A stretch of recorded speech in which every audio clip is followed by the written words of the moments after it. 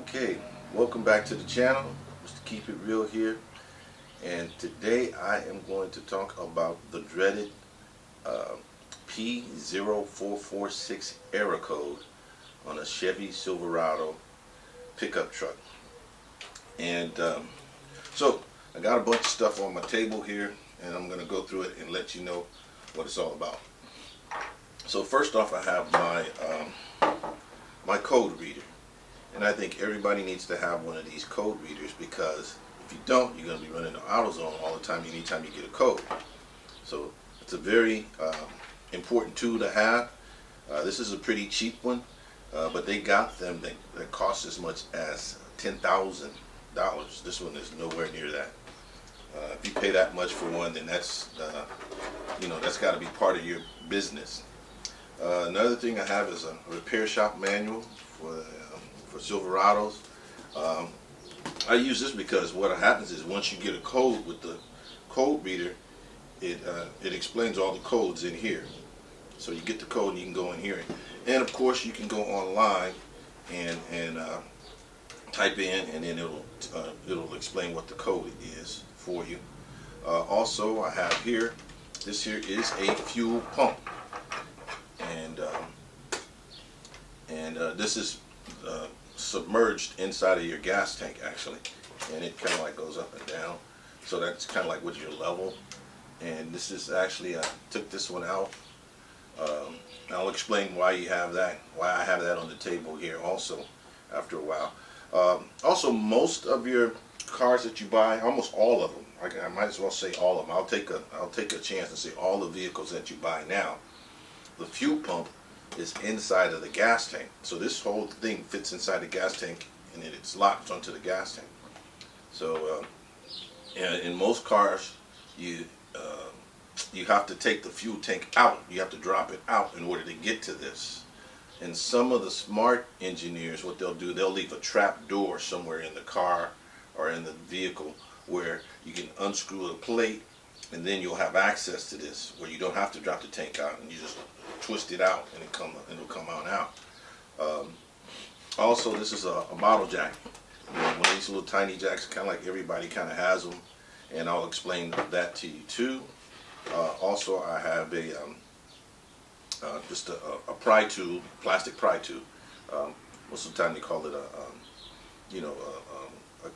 toolkit for your upholstery toolkit, for pulling out, popping out stuff, and be delicate with it and don't break it.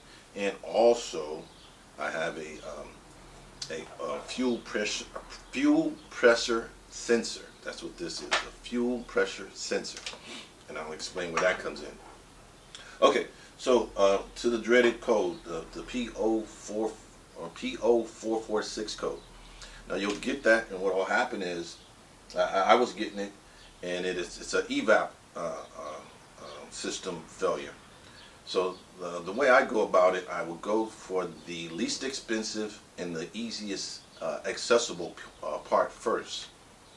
So the first part I replaced, because I was getting the code, was there's a valve that's underneath the truck that connects to the charcoal canister. And the charcoal canister is probably the most expensive part to it. If you went out and bought a brand new charcoal canister, and people have been showing that you can kind of like blow out the canister and everything will be fine. But most of the time the canister doesn't have any kind of electronics hooked up to it. So the charcoal canister really, it's unusual for it to go bad. So there's a valve there, and you change that one out. That one was about 40 bucks. To do that took me like about an hour and a half. Erased the code with the code reader, and then started driving, and then probably a little while later the code came back up. So I was like, dang, that didn't fix it. So then the next thing was an even easier fix was there's another little valve that's at the engine. You take one screw out, and then that pops out and you can replace it. So I did that. That was like about I think that's about like 25 bucks.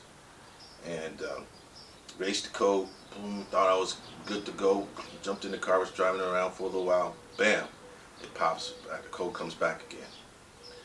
So And so then I go on the internet, and I've been on the internet searching all the time. So then it explains that a faulty fuel pressure sensor can cause you to get the evap code. Now this fuel pressure sensor that's actually mounted onto the fuel pump. That's why I got that out here, and it mounts in right here. And it kind of like just pops in and plugs in, but I use this to get it out. You know, you use this and you kind of like push it in there and then like pry it out and it'll pop out. But so yeah, it's kind of crazy how a fuel pressure sensor can cause an evap code. But if you have one of those $10,000 code readers, you can do like a test on it, and it will see that there's not voltage, or there's some kind of fault in this sensor, and that's what's causing the problem. But I mean, who would pay $10,000 just to find out that this thing is bad?